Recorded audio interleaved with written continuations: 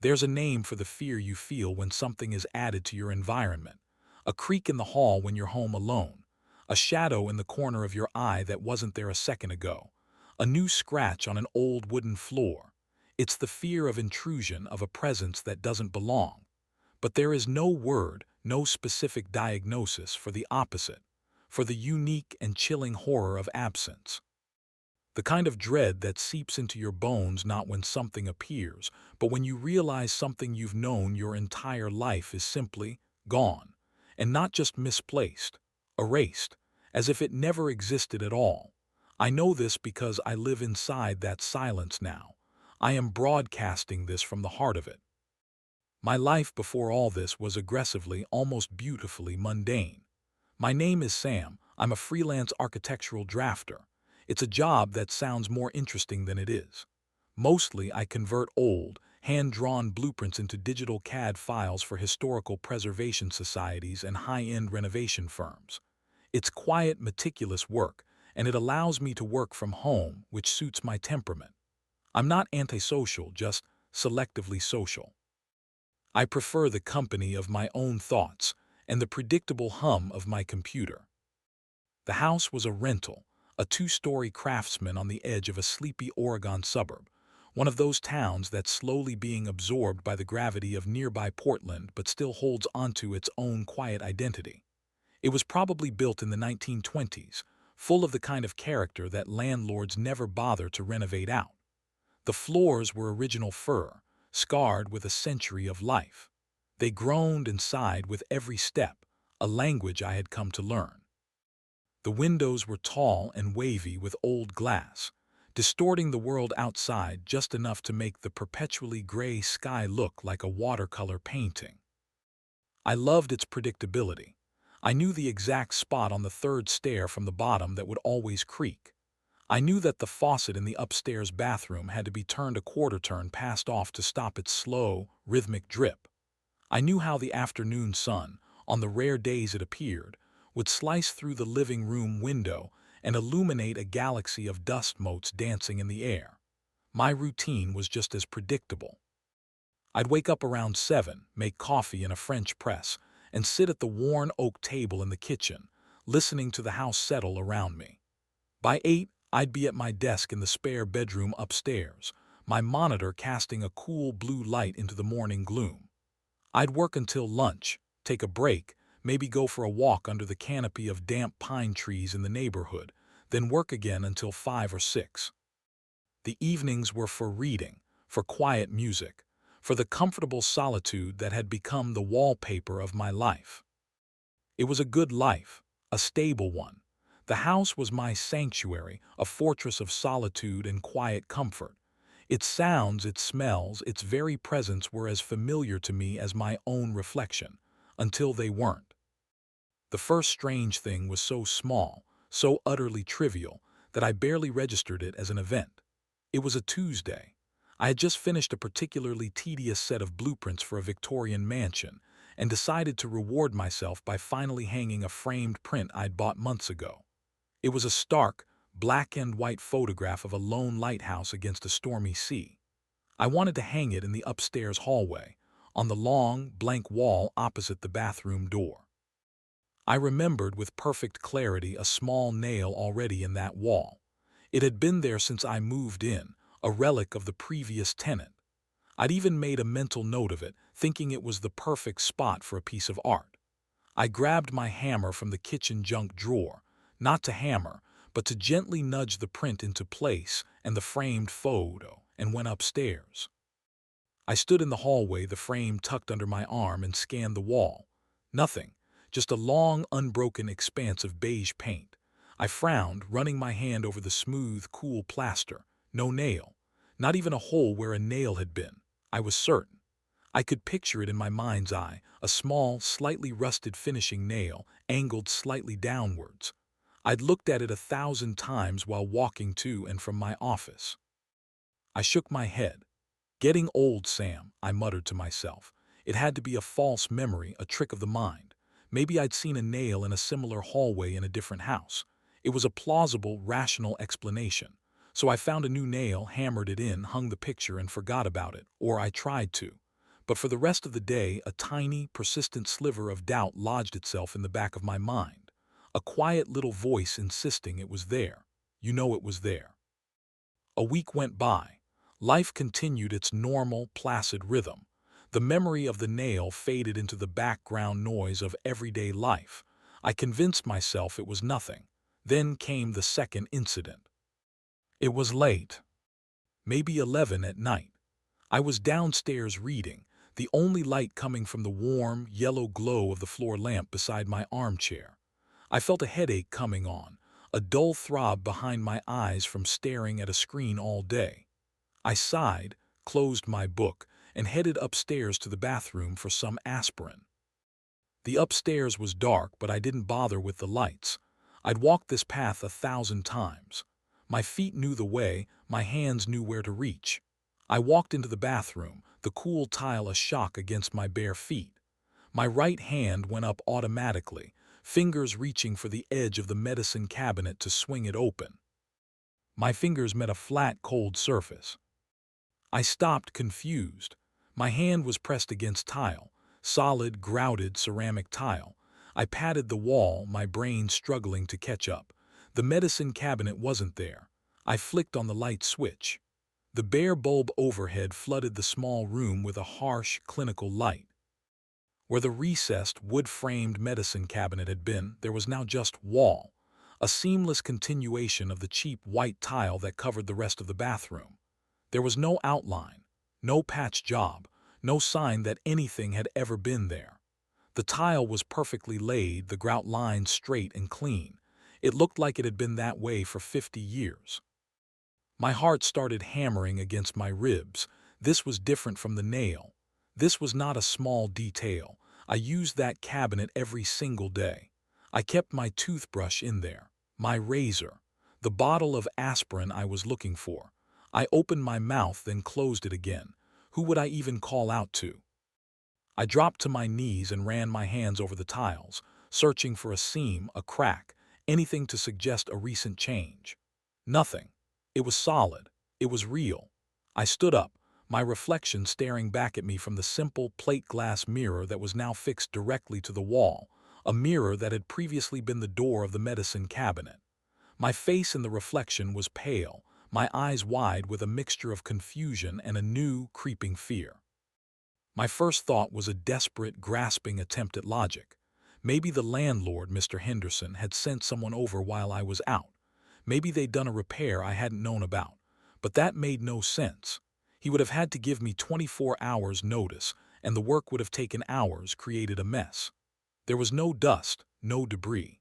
And why would he replace a functional medicine cabinet with a flat, tiled wall? I stumbled back to my bedroom and found my phone, my hand shaking so badly I could barely unlock it. I went to my photos, scrolling back through the pictures I took when I first moved in for insurance purposes. I found the one of the upstairs bathroom, and my blood ran cold. In the photo, clear as day, was the wall. The same flat, tiled wall with the mirror glued to it. No medicine cabinet. I stared at the screen, a wave of vertigo washing over me. The photo on my phone, a piece of digital evidence I had created myself, directly contradicted the memory in my head, a memory that felt as real and solid as the phone in my hand. I remembered the creak of the cabinet's hinge. I remembered the specific way I had to arrange the bottles inside so the door would close properly. I remembered seeing my reflection in that same mirror, but framed in dark-stained wood. Which was real, the memory or the photograph? For the first time in my life, I felt a genuine schism in my own sanity. I thought, maybe this is it. Maybe this is a tumor or a stroke or the beginning of a complete psychotic break. The explanation that my own mind was failing seemed, somehow, more plausible than the alternative, that the house itself was changing. That night I didn't sleep. I sat in my office, the lighthouse print in the hallway now seeming like a malevolent omen, and I tried to reason my way out of the fear. But every logical path led to a dead end. I eventually drifted into a shallow, fitful sleep in my desk chair, and my dreams were of empty rooms and walls that moved. The next few weeks were a quiet, desperate hell. I became an obsessive archivist of my own home. I took pictures of everything, every room from every angle. I took close-ups of light switches, of power outlets, of the cracks in the ceiling. I even started taking short videos narrating what I was seeing just to have a record. It is 9:42 a.m. on October 14th, I'd say, my voice low and steady, trying to project a calm I didn't feel. This is the north-facing window in the spare bedroom. It has 4 panes of glass. The latch is on the left. The paint is chipping in the top right corner. I was building a dataset of my reality, a fortress of evidence against my own failing mind, or against whatever else it was. I stopped leaving the house for anything other than absolute necessities. Every trip to the grocery store was fraught with a new anxiety. I'd rush through the aisles, my heart pounding, and then race home, terrified of and I might find, or not find, when I returned. I'd unlock the door and do a sweep of the entire house, phone in hand, comparing the current state of things to the photos I'd taken just an hour before. For a while, nothing else changed. The house remained static, and a small, fragile part of me began to hope that it was over, that I'd had some kind of temporary, stress-induced episode. I started to relax my guard, to feel the paranoia recede. I even laughed at myself one afternoon, looking through the hundreds of nearly identical photos on my phone. I was being ridiculous. And then one morning, the window in my office was gone. I walked in with my morning coffee, same as any other day. My desk faced the wall, but I always enjoyed the soft, diffuse light that came from the large window on my left. It looked out over the backyard, over the perpetually damp lawn and the dark, looming shapes of the Douglas firs that bordered the property. But that morning, there was no light. The room was dark, cave-like, illuminated only by the light spilling in from the hallway. I stopped dead in the doorway, my coffee cup trembling in my hand. I looked to my left, where the window should have been, the window I had filmed and photographed a dozen times, the window I had just looked out of the day before to watch a squirrel bury a nut. There was only wall, a solid, unbroken stretch of plaster and beige paint. It was perfect, flawless, as if a window had never, ever been there. I dropped my mug. It shattered on the hardwood floor, the hot coffee splashing across my feet, but I didn't feel it. I was frozen, staring at the impossible blankness of the wall. My breathing was ragged, shallow. This was undeniable. This wasn't a nail. This wasn't a medicine cabinet that could be explained away by a faulty memory and a doctored photograph. This was a 6-foot by 4-foot hole to the outside world, and it had been sealed over from the inside out, without a sound, without a trace. I lunged for my phone, my fingers fumbling with the screen. I pulled up the video I had taken. This is the north-facing window in the spare bedroom. My own voice, tinny and strange, narrated as the video showed the window, the trees outside, the chipping paint. I looked from the phone to the wall, back and forth, back and forth. The video showed one reality. My eyes showed another. A raw, primal scream of terror and frustration built in my chest, but I choked it down. I couldn't lose control. If I lost control, I'd have nothing. I walked to the wall and pressed my hands against it. It was cool and solid. I knocked on it, a dull, dense thud. It was a wall, a real wall. Panic set in, cold and sharp. I ran downstairs and out the back door, stumbling into the damp grass. I craned my neck to look up at the second floor, at the exterior of my office. My heart seized. The faded green siding of the house was continuous. There was no frame, no outline, no patch of new siding. It was as if the house had been built that way from the very beginning. There was no window. There had never been a window. That's when I called my landlord, Mr. Henderson. I tried to keep my voice even, tried to sound like a normal, concerned tenant. "Hi, Mr. Henderson. It's Sam Collins from the house on Elm Street." "Sam, my boy, how are you?" he said, his voice a gravelly, cheerful boom. He was an old-school landlord, a man in his 70s who owned half the town and fixed things himself. I have a strange question," I said, pacing back and forth in my living room. "The window in the upstairs spare bedroom. Did you do some work on the house recently?" There was a pause. The window, what about it? Well, I struggled, trying to find the words. It's gone. Another pause, this one longer. Gone? What do you mean gone? Is it broken? Did a branch fall on it? No, it's not there anymore. There's a wall where the window used to be. I could hear him breathing on the other end of the line. I could picture his face, crinkled with confusion and suspicion. Son, he said, his voice losing its cheerful edge. There is no window in that room. Never has been. It's the north wall. It's always been a solid wall. Are you feeling all right? My stomach plummeted.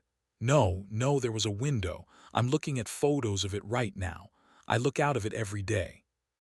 Listen, Sam, he said, his tone now a mixture of pity and annoyance. I've owned that house for 30 years. I know it like the back of my hand. The only window in that part of the upstairs is the one in the main bedroom and the little one in the bathroom. The spare room is an interior room. It's always been dark. That's why the rent's a little cheaper. Are you sure you're not thinking of another place? I was stammering now, my carefully constructed calm shattering into a million pieces. No, I can send you the pictures. I have video. There's no need for that, he said, his voice firm but gentle, the way you talk to a infused child or a drunk. Look, son, maybe you're working too hard, cooped up in there all day. Why don't you get some fresh air? If a window is actually broken, you call me. Otherwise, there's nothing I can do about a window that was never there to begin with. He hung up. I stood in the middle of my living room, the phone still pressed to my ear, listening to the dial tone. A window that was never there to begin with. The world tilted on its axis. He wasn't lying. I could hear it in his voice. He genuinely believed what he was saying. Which meant, what? That the house hadn't just changed for me, but for everyone. That it was retroactively editing its own existence, erasing itself not just from the present, but from the past, from the memory of others. The paranoia was no longer a quiet whisper. It was a deafening roar. I was completely, terrifyingly alone in this. My own senses, my own memories were the only proof I had, and the world, and the house itself, was telling me they were wrong. The days that followed were a blur of sleeplessness and fear. My world had shrunk to the four walls of the house, a house that was actively, malevolently shrinking itself. I stopped working. I couldn't focus. The dark office felt like a tomb, a constant, physical reminder of my fractured reality. I spent my days patrolling the house, phone in hand, my thumb constantly swiping between my camera and my gallery, cross-referencing reality with my documented past. I started talking to myself, whispering reassurances. The stairs are here. There are 17 of them. The front door has a deadbolt and a chain lock. The kitchen has 3 cabinets to the left of the sink. I was taking inventory, trying to hold onto the world as it was. But the house was patient. It was subtle. It took things while I slept or while my back was turned. Small things at first. An electrical outlet in the living room vanished, leaving behind a smooth, painted wall. The ornate cast-iron grate over the heating vent in the dining room disappeared, the opening in the floor now just a seamless continuation of the surrounding wood. Each discovery was a fresh wave of psychological torment. Each time I would check my photos, and each time the photos would show the world as it now was, not as I remembered it. The digital record was changing along with the physical reality. My fortress of evidence was a traitor. It was actively rewriting history to match the house's quiet, creeping deletions. My mind began to fray at the edges. I was losing weight. My eyes were bloodshot, surrounded by dark, bruised-looking circles. I'd catch my reflection in the remaining mirrors and see a stranger, a haunted skeletal man who looked years older than me. The silence in the house grew deeper, heavier. It wasn't just the absence of sound. It was a presence in itself. The normal groans and creaks of the old house were gone. The floors no longer sighed under my weight. The walls no longer settled. The silence was absolute, unnatural. It was the sound of a vacuum, the sound of nothingness. I knew I had to get out. The thought had been building for days, a desperate animal instinct. This house was eating itself, and I was terrified it was going to eat me along with it. I had to leave. I didn't care where I went. A motel, my car, a park bench. Anywhere but here. The decision was made on a Thursday night, 3 weeks after the window had disappeared. I was in the kitchen, trying to force myself to eat a piece of toast when I noticed it. The pantry door was gone. The small door next to the refrigerator, which led to a deep, narrow pantry where I kept canned goods and cleaning supplies, was just not there. The wall was smooth, the wallpaper pattern of faded ivy uninterrupted. I had opened that door not 2 hours earlier to get a can of soup. That was the final straw. I dropped the toast and ran upstairs, my movements frantic, clumsy. I threw clothes into a duffel bag, not caring what I grabbed. I stuffed my laptop, my phone charger, my wallet inside, my keys. I had to find my keys. I fumbled through the bowl by the front door where I always kept them. They were there. Thank God. A small, solid piece of reality that hadn't been erased yet. My heart was a frantic drum against my ribs. I felt a surge of adrenaline, of hope. I could escape. I just had to walk out the door. I slung the duffel bag over my shoulder, my hand closing around the cold metal of my keys. I took a deep breath, the air in the house feeling thick and dead in my lungs, and I turned to the front door. And my world ended. It wasn't there. Where the heavy oak door had stood for 100 years, the door with its brass mail slot and its crystal knob, the door I had walked through just a few days ago, there was nothing. Only wall. A long, seamless, terrifyingly perfect wall of plaster and beige paint that stretched from one corner of the foyer to the other. There was no frame, no trim, no hint that a threshold had ever existed. The floorboards ran right up to the wall without a break. I stood there frozen for a long moment. The keys in my hand felt heavy, useless.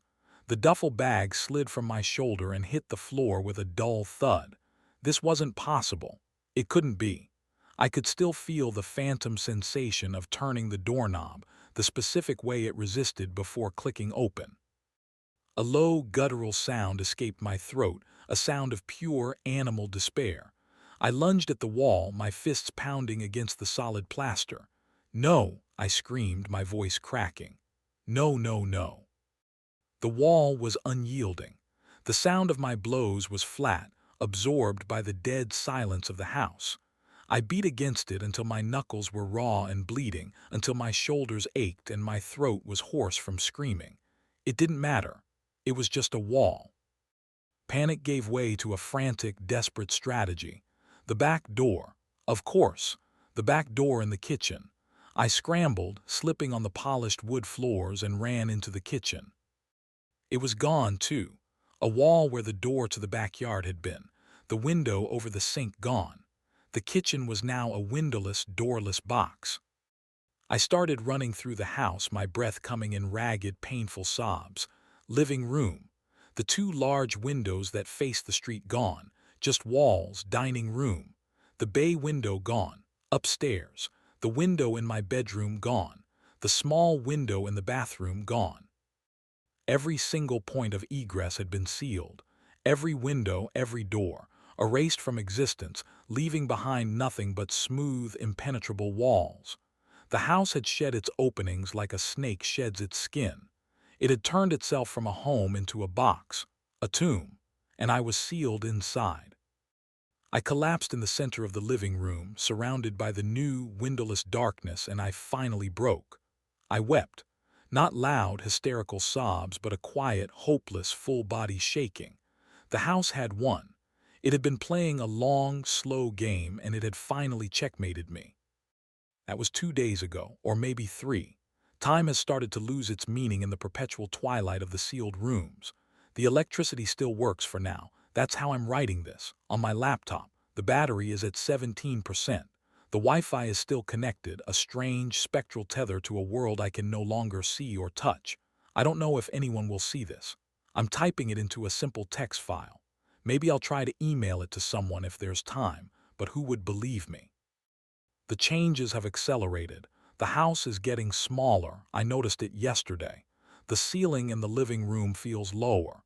I measured it with a tape measure I found, one of the few things that hasn't vanished yet.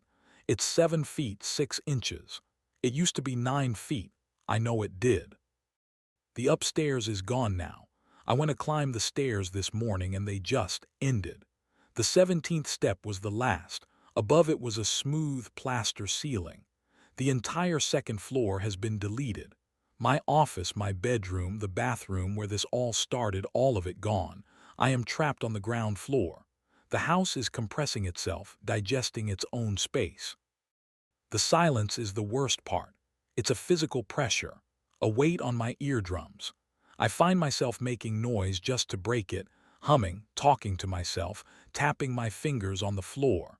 But the silence just swallows the sound greedily, leaving a void that feels even bigger than before. I'm not hungry anymore. There's no food anyway. The pantry is gone and the refrigerator stopped humming this morning. When I opened it, it was just an empty, dark box. The shelves, the light, the food that was inside, all of it had been erased. I think I know what's happening. The house isn't haunted by a presence. It's haunted by an absence, a void, a kind of architectural black hole that is slowly, methodically unmaking itself, deleting itself piece by piece from reality. And I was just unlucky enough to be inside when the process began. My laptop battery is at 4%. The light from the screen is the only light I have. It's getting harder to breathe. I don't know if the air is getting thin or if the space is just getting too small. The wall opposite me seems closer than it was a few minutes ago. I think the living room is only about 10 feet wide now. The ceiling is so low I can't stand up straight. I'm crawling. I'm not afraid of dying anymore. I'm afraid of what comes before it. I'm afraid of being compressed, of being erased. What does it feel like to be a part of something that ceases to exist? Do I just stop? Is there a moment of pain or is it just a clean deletion? Like the nail, like the window, like the door. 1%. The light on my screen is flickering. The walls are very close now. I can feel them pressing against my back and my knees. The ceiling is touching my head. It's dark, so dark. It's the silence. The final, perfect, absolute absence of everything.